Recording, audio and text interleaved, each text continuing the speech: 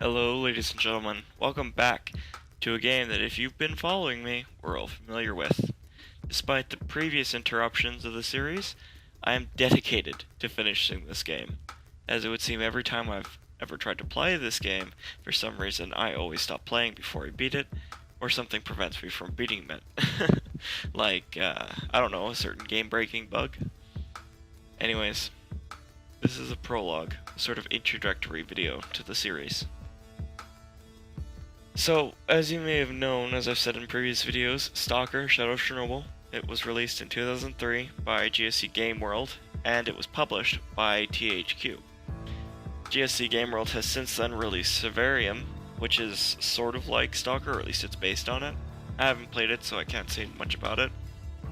But, Stalker is a sort of first-person shooter / survival and horror game that takes place in the exclusion zone around the Chernobyl nuclear power plant, which is located in the Ukraine, for those who don't know. The game is a sort of alternate reality or dramatization of the tragedy and rumors and conspiracy theories surrounding the incident and its surrounding area. For those who don't know, on April 20th, 1986, the Chernobyl NPP was conducting a late-night safety test which simulated a station blackout power failure, meaning that the systems and safety systems were deliberately turned off. Now, as you may have guessed, this resulted in the world's most catastrophic nuclear incident.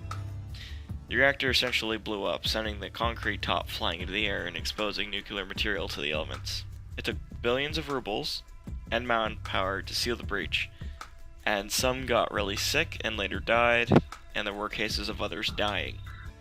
It also, unfortunately, spread a sort of cancer among the survivors that were evacuated out of the exclusion zone.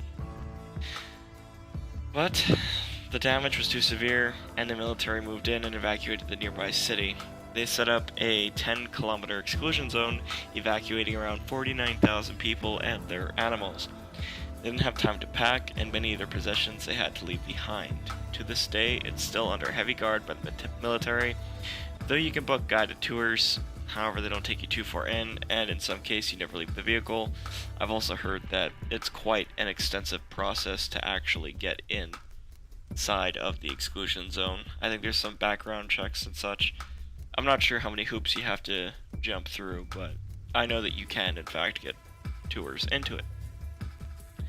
Now, there are a lot of stories about the exclusion zone, stories about mutated animals and the infamous red forest and the bleeding trees, haunting and eerie sounds, and especially the theories of secret Soviet nuclear testing beneath the reactor.